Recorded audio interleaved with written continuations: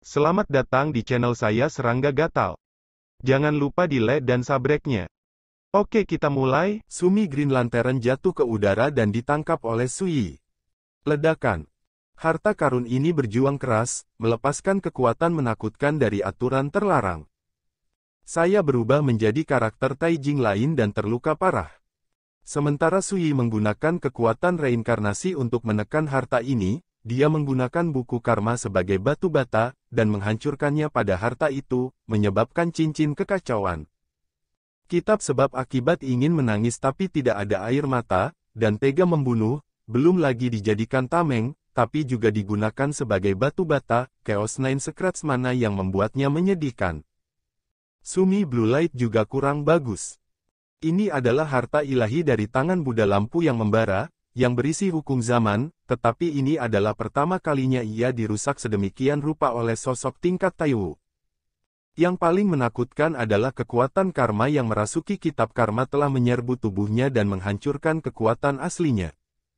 Namun, yang pertama tidak tahan adalah Sang Hakayun. Ingat URL. Tubuh rohnya bersembunyi di lampu biru Sumeru, dan mengalami goncangan yang hebat. Dia tidak bisa menahan diri untuk sesaat, dan terkejut dan terbang keluar dari Sumeru lampu biru. Ingin melarikan diri kembali untuk memberi tahu dewamu. Cantik. Sui merebut jiwa Sang Hagayun, dan kekuatan reinkarnasi di ujung jarinya menyapu bersih jiwa Sang Hagayun dalam satu gerakan. Hampir bersamaan. Di lampu biru Sumi, kekuatan yang sangat menakutkan tiba-tiba muncul. Setelah hampir digigit oleh pedang memudarnya bulan terakhir kali, Sui mengangkat tangannya dan membuang harta itu tanpa perlu pengingat dari buku karma. Ledakan. Lampu biru Sumeru mengalir dengan miliaran api ilahi yang terang, membakar kehampaan. Kekuatan yang meledak pada saat itu jauh lebih mengerikan daripada saat digunakan di tangan Biksu Gayun. Namun, harta karun ini hanya untuk lolos dan menghilang dalam sekejap mata. Ini adalah harta karun zaman dari tangan para dewa, bagaimana bisa begitu cenayang? Sui sedikit bingung dan bertanya tentang buku sebab akibat. Kitab karma, jangan bicara dengan Lao Su. Sui. Dia tak kuasa menahan tawa, melihat karma sangat marah dan penuh dendam. Dia menghibur, untuk memanfaatkannya sebaik mungkin adalah dengan menghormatimu. Jika kamu tidak berguna, bukankah kamu tampak terlalu tidak kompeten? Buku sebab akibat bergetar karena amarah, apa alasannya? Haruskah saya bertindak sebagai perisai dan memindahkan batu bata? Akhirnya, sebaris kata yang kejam ditulis di halaman buku sebab akibat dengarkan aku, terima kasih, karena kamu, biarkan aku tahu bahwa saya masih bisa menggunakannya seperti ini. Apakah kamu yakin tidak akan menjawab pertanyaanku? Kata Sui. Peti pedang 6 inci muncul di tangannya. Kitab sebab akibat. Apa maksud orang ini? Mengancam diri sendiri dengan pedang. Sialan. Apakah kamu benar-benar takut? Buku sebab dan akibat akan segera dihancurkan, jadi saya mengabaikan Sui, tetapi ketika menyadari bahwa peti mati pedang 6 inci tiba-tiba melayang keluar dari udara, itu langsung panik, dan halaman-halaman buku itu berkedip sejenak. Karena Anda dengan rendah hati meminta nasihat, kursi ini dengan enggan akan menjelaskan keraguan Anda kepada Anda. Apa yang Anda lakukan, singkirkan pedang itu.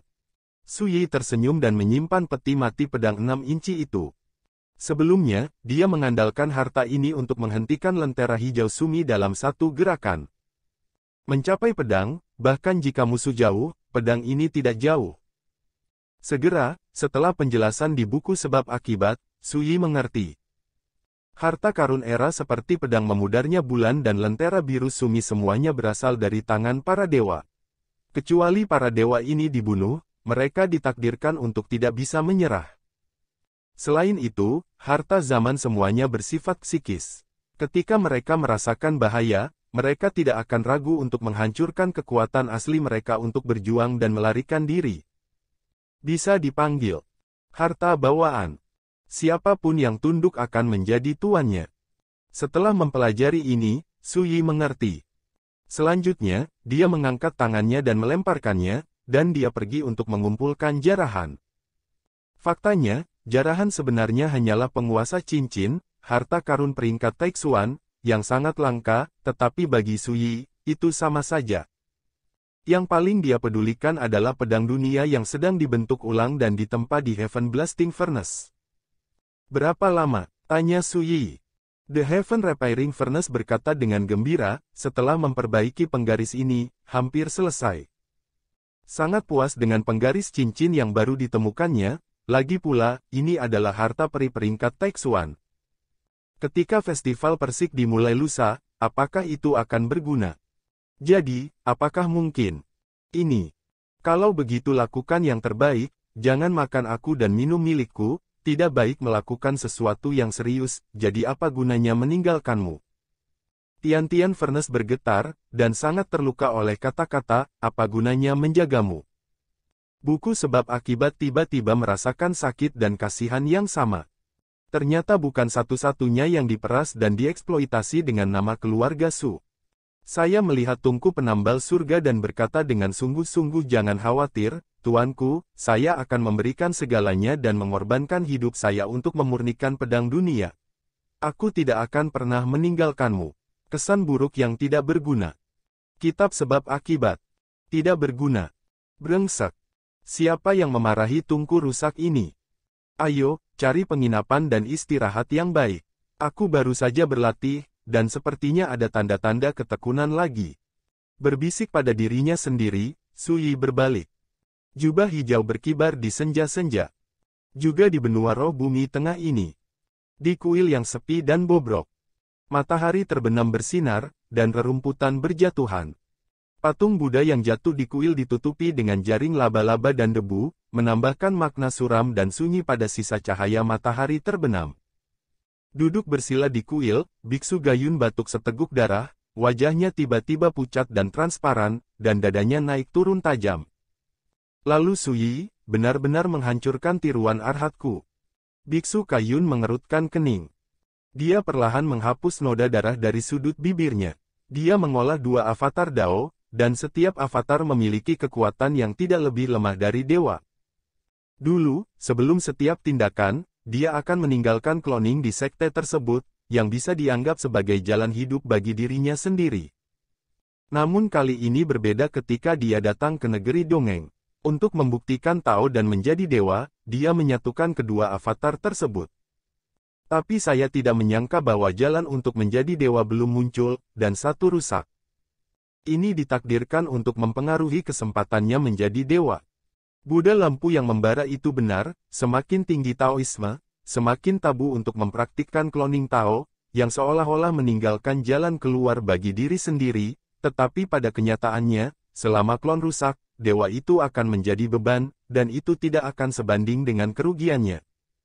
Selain itu, begitu iblis muncul, klon Dao sangat mudah untuk memakan tuannya.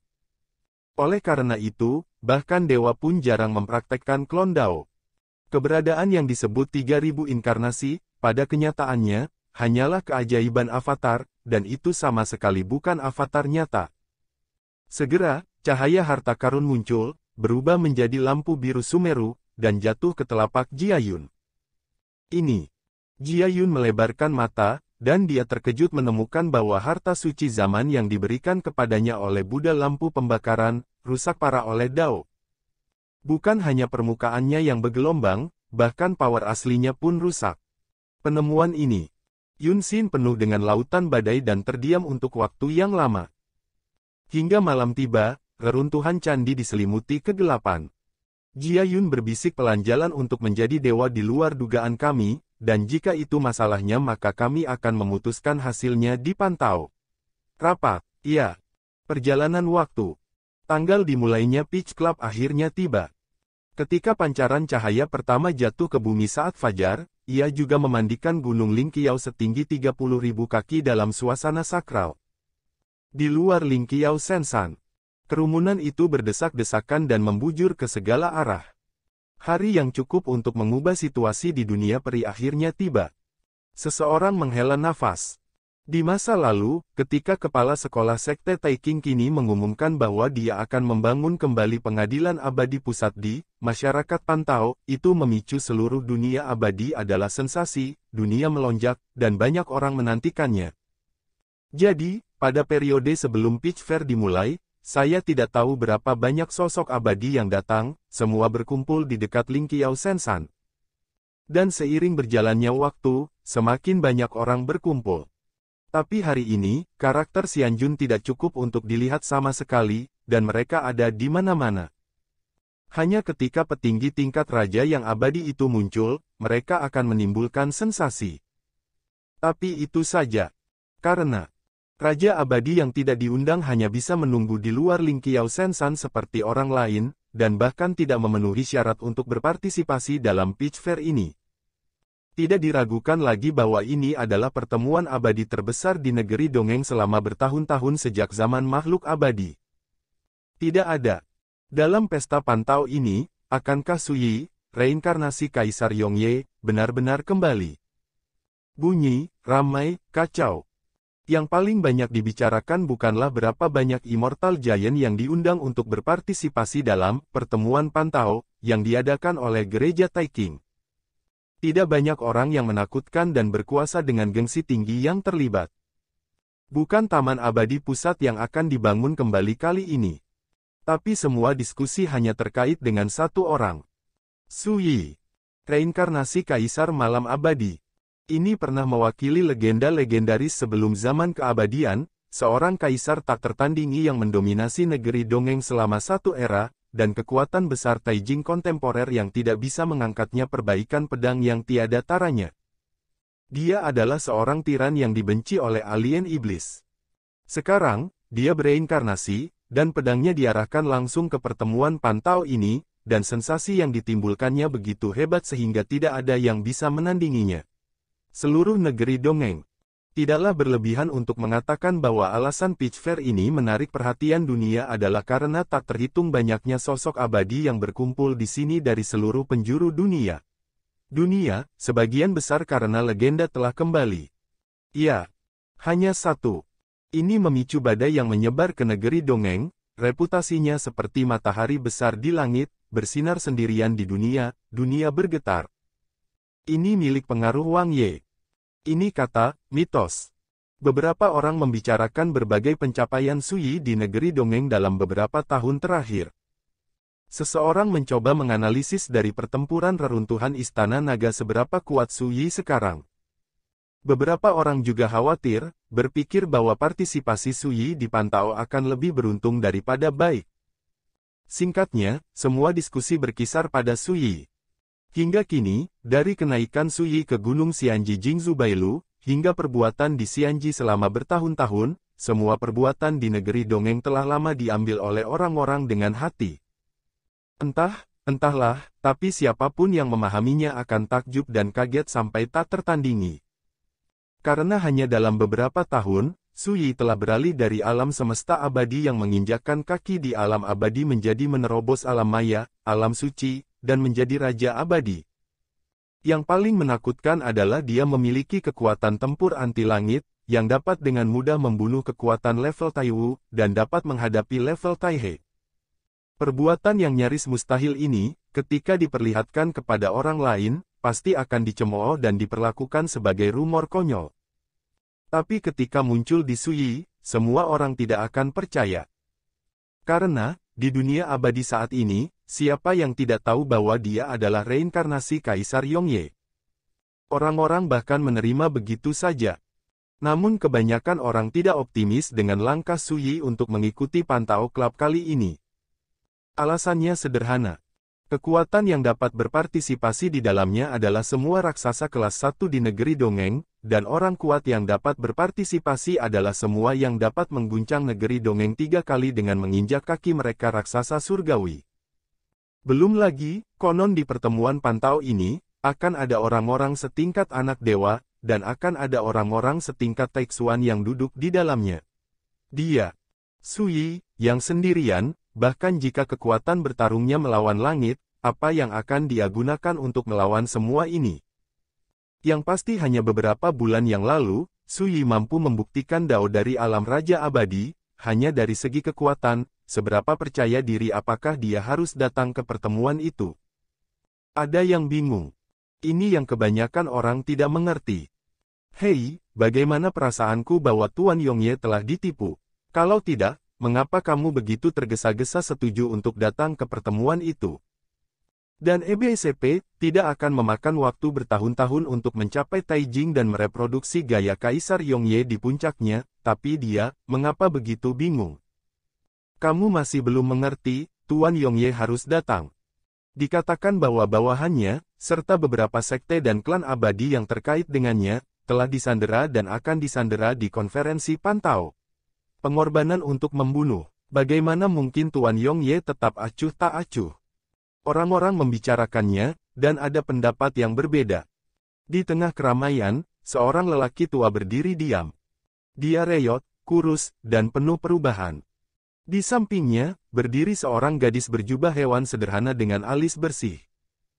Kakek, apakah Tuan Yongye benar-benar akan datang?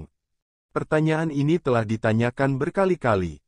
Tapi setiap kali, sulit untuk percaya sepenuhnya. Tapi lelaki tua itu berkata tanpa ragu. Kata-kata yang sangat tenang, namun ada kekuatan yang tidak perlu dipertanyakan lagi.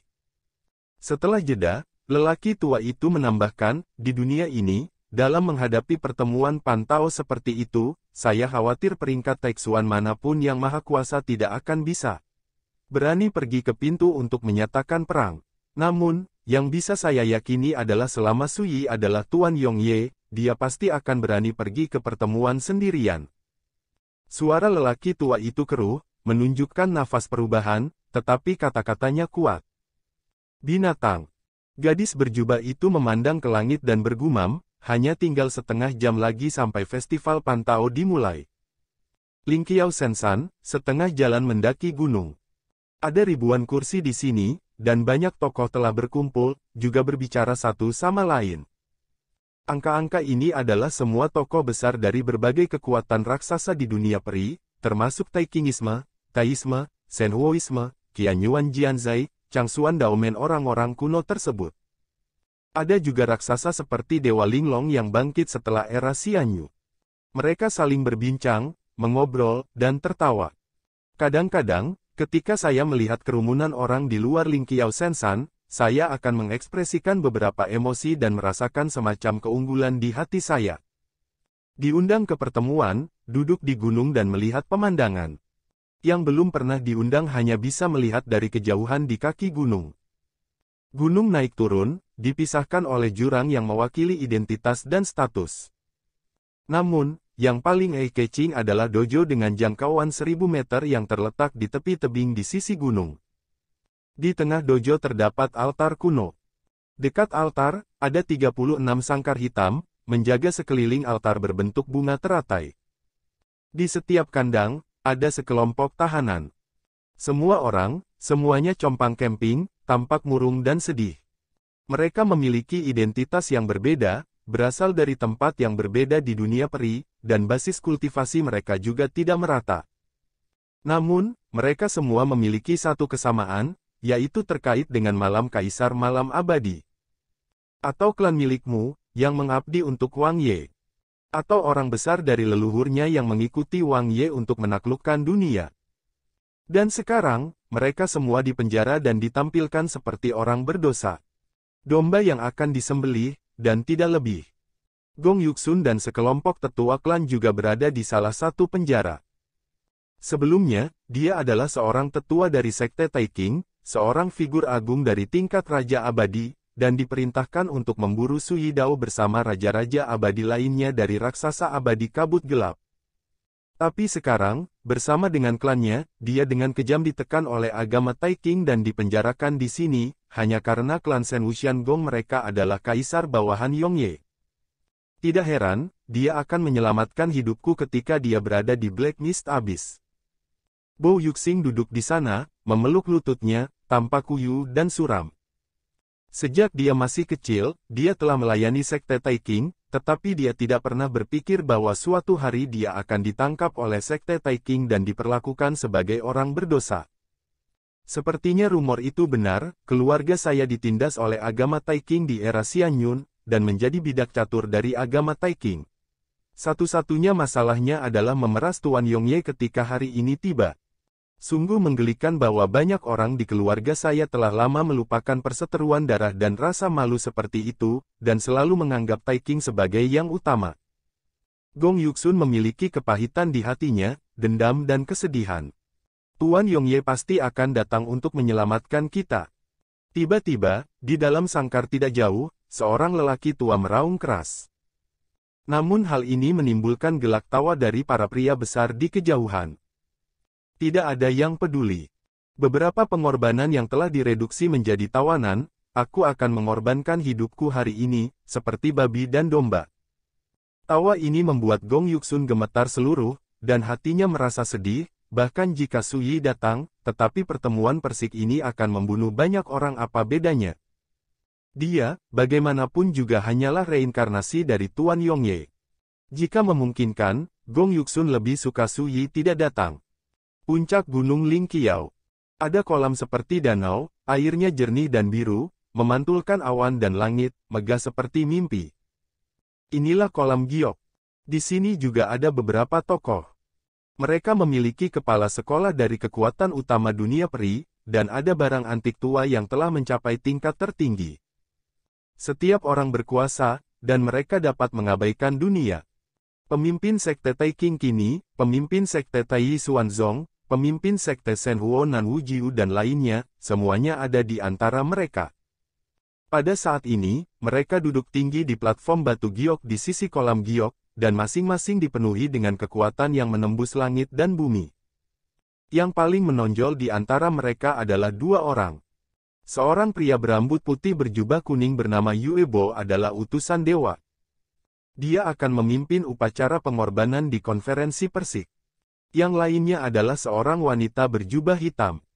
Wanita itu memiliki sosok ramping, kulitnya seputih batu giok, ada tanda seperti api di antara alisnya, dan rambut peraknya yang panjang berkilau di kelopak mata.